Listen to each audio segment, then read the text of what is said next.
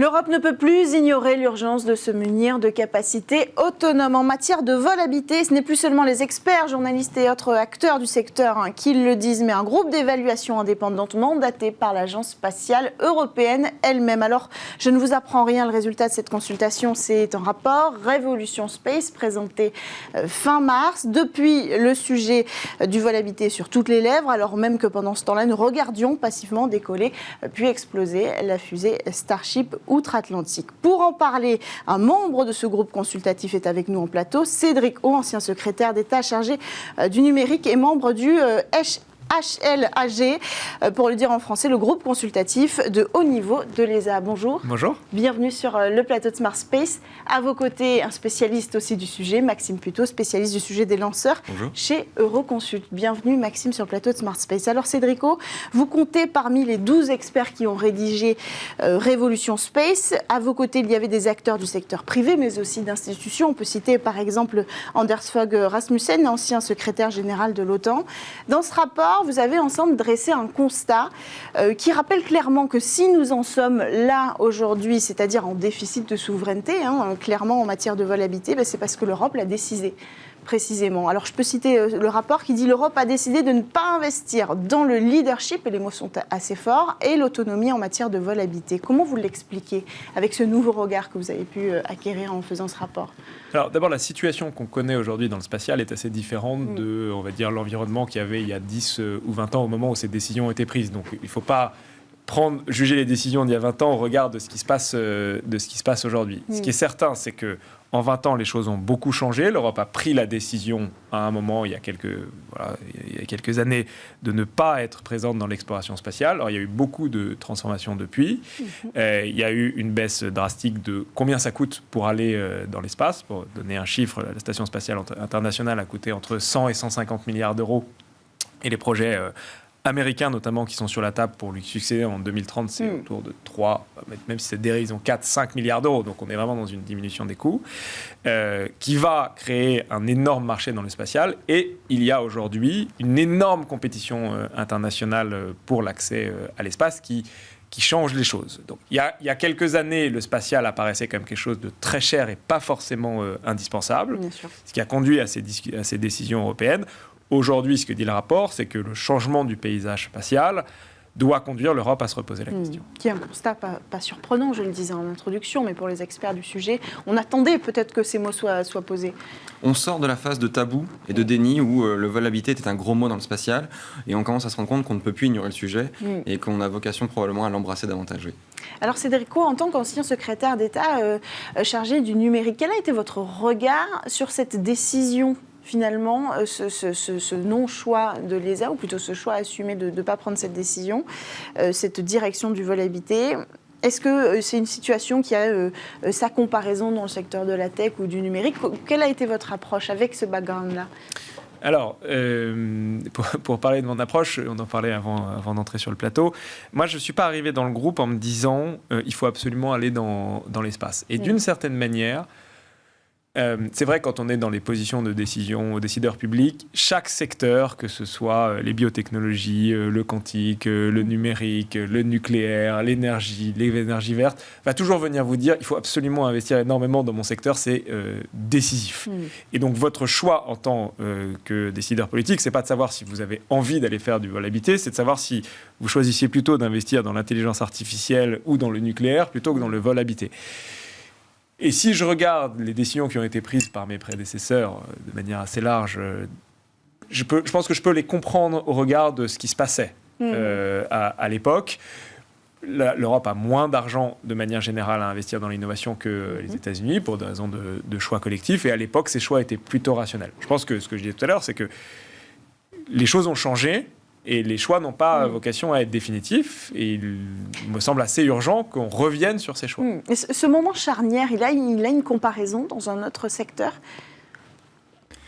Ce besoin de souveraineté, ce besoin de prendre le virage parce qu'on est en retard et qu'il faut aussi l'aviation. L'aviation, je veux dire, la construction du groupe Airbus est quand même assez intéressante et vient à un moment donné où l'industrie américaine s'est consolidée, Boeing devenait de plus en plus gros et les industriels européens ont décidé de se mettre en commun. Même l'histoire d'Ariane aussi est une réaction. Ce qui est intéressant, c'est qu'à chaque fois l'Europe est plutôt en réaction et s'organise et décide d'aller de l'avant. Moi, je voudrais faire un parallèle avec, si on regarde le secteur de l'exploration spatiale et des lanceurs, si on regarde ce que les Américains ont fait plutôt, il y a 10 ans, Ariane assure plus de la moitié des lancements commerciaux dans le monde. Le reste, c'est largement Soyuz, et les Américains sont une petite partie. Aujourd'hui, SpaceX va faire, pour objectif de faire 100 lancements dans l'année, Arianespace en programme 4, dont un n'est pas très bien passé. Il y a eu une réaction, c'est-à-dire, d'abord, on était dans le jeu, et de l'autre côté, on peut regarder, les Américains ont tiré des leçons de leur disparition du secteur des lanceurs, d'ailleurs des leçons plutôt organisationnelles qu'en matière d'investissement. Il y a des choses qui existent, et je pense qu'il faut se poser les mêmes questions. Ça prend du temps, 10, 15 ans, je veux dire, on ne va pas changer la situation en 2 ans, mais il y a la possibilité de revenir dans le jeu. Alors, deuxième constat, on manque de budget. Ça, c'est un sujet qu'on aborde souvent dans Smart Space. Il est écrit noir sur blanc là-dedans. Alors, vous allez peut-être nous redonner les chiffres. Pour reprendre ce rapport, il dit, je cite, l'Europe dépense 1 milliard environ pour l'exploration spatiale sur un budget annuel de 7 milliards. Quand on a des aides publiques, à la pharmacie, par exemple, qui atteignent les 40 milliards d'euros, à celle de l'automobile, 60 milliards. Oui, mais ce n'est pas la même chose de justifier 40 milliards pour la santé que pour l'exploration spatiale. Le spatial a toujours eu besoin de se justifier, avec la caricature d'envoyer de l'argent dans l'espace. Le vol habité encore plus, parce autant on peut justifier assez facilement les retours et les retombées socio-économiques de l'observation de la Terre, des télécommunications, autant le vol habité c'est plus compliqué, on a toujours l'impression qu'on envoie des astronautes juste pour aller faire des galipettes en l'air. Du coup, on a besoin de justifier davantage ces retombées-là. Et je dirais, c'est des justifications auxquelles on ne peut pas échapper. Apollo a dû y faire face au moment des droits civiques, dans les années 60, 70. On s'interrogeait de l'opportunité d'aller sur la Lune et si c'était vraiment la nouvelle frontière, plutôt que de combattre les inégalités. Oui, mais finalement, le budget a été colossal. Le budget a été colossal. Les retombements, Apollo est la meilleure carte de visite de l'Amérique. Et l'un n'a pas empêché l'autre. Et si en Europe, on décide d'aller sur cette activité-là, on doit forcément affronter ces questions-là. Mais je pense que c'est vraiment la question centrale. C'est pourquoi est-ce qu'on irait dans l'espace au moment où on doit affronter l'inflation, où il y a la transition climatique, etc. etc. Je pense qu'il y a 3 raisons principales pour aller dans l'espace. Il y a une raison qui est une raison de projet européen inspirationnel qu'on peut contester. Il y a 2 sujets qui me semblent moins contestables. Un, la réduction des coûts que j'évoquais font que l'espace va être un champ économique probablement dans les années à venir, technologique et économique, avec un marché qui pourrait être, on dit peut-être d'1 trillion, donc 1 000 milliards de dollars à horizon 2040. Et c'est sûr que si vous n'avez pas la capacité d'y aller, vous perdez une partie de l'accès à ce marché. Donc en fait, c'est de la croissance, ou en tout cas de la valeur en moins pour l'Europe. Et le dernier élément, c'est qu'il y a évidemment des interactions et des échos entre les aspects économiques et les aspects géostratégiques. Si on n'est pas dans l'espace, on laisse notre ciel aux Chinois, aux Russes et aux Américains. Et on voit aujourd'hui, d'un aspect très concret, en Ukraine, une partie des technologies militaires russes qui sont utilisées sont des technologies dérivées de technologies d'accès à l'espace.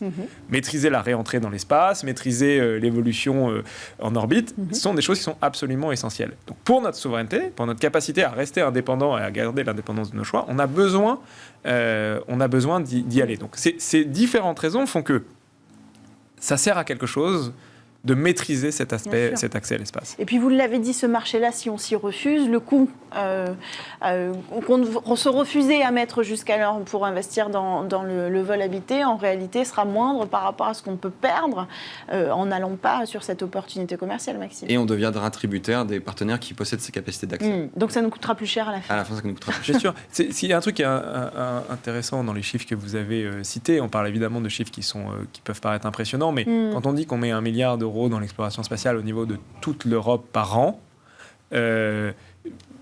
si on doublait ce budget, rien que doubler ce budget, ça serait 1 milliard supplémentaire. C'est rien au regard du budget de ce que dépense l'Europe dans plein de domaines, y compris l'alimentation pour animaux domestiques. Et ça changerait tout. Et donc, oui, ça coûte facialement 1 milliard d'euros par an, c'est beaucoup d'argent, mais au regard de ce qu'on dépense dans d'autres secteurs ou au regard de ce qu'on va perdre si on ne l'investit pas, c'est pas grand-chose. Le problème, c'est que la prochaine fois qu'on vote un budget, c'est en 2025.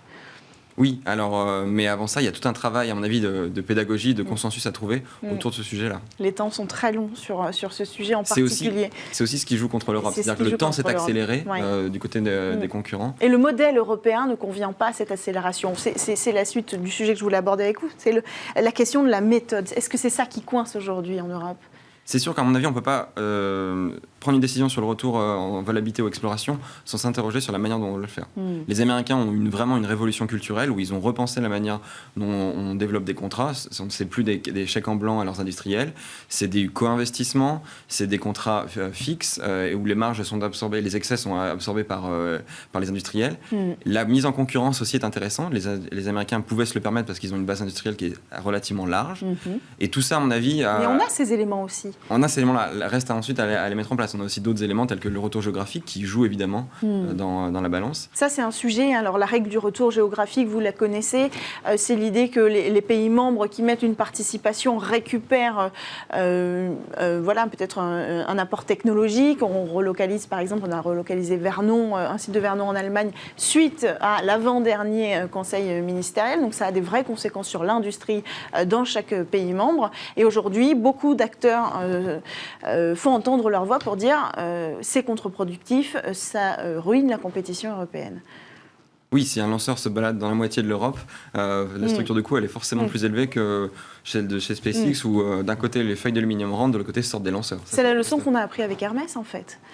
Alors, juste si je peux revenir sur un élément que vous évoquiez, il faut bien regarder ce qui s'est passé ce qui a fait que les Américains sont revenus dans la course et sont devenus dominants. Sur les 20 dernières années, le budget de la NASA, alors c'est pas vraiment vrai sur les 2 dernières ou 3 dernières années, mais sur les 20 dernières années, le budget de la NASA n'augmente pas significativement. Il est stable. Et donc les Américains passent d'une absence totale d'un marché à une domination totale d'un marché, pas en augmentant leur budget.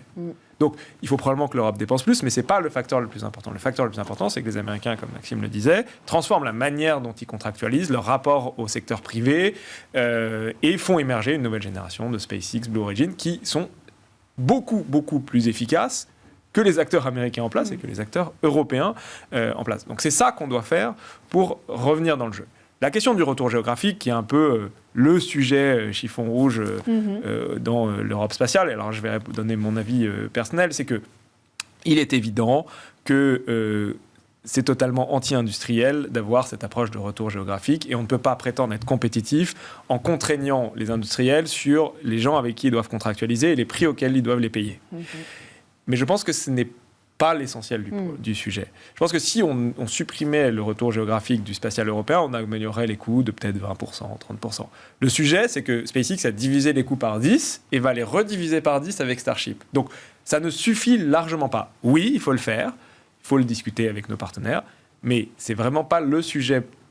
Ça ne suffira largement pas à permettre aux industriels de revenir dans la course. Il faut plus de compétition, il faut faire émerger de nouveaux acteurs, il faut que l'Europe et les agences spatiales se positionnent comme des acheteurs et plus comme des développeurs ou des chefs de projet. Et ça, c'est la vraie révolution culturelle qu'il faut faire. Est-ce qu'on est prêt à la faire ? Est-ce que l'Agence spatiale européenne est prête à la faire ? Comment a été reçu d'abord ce rapport ?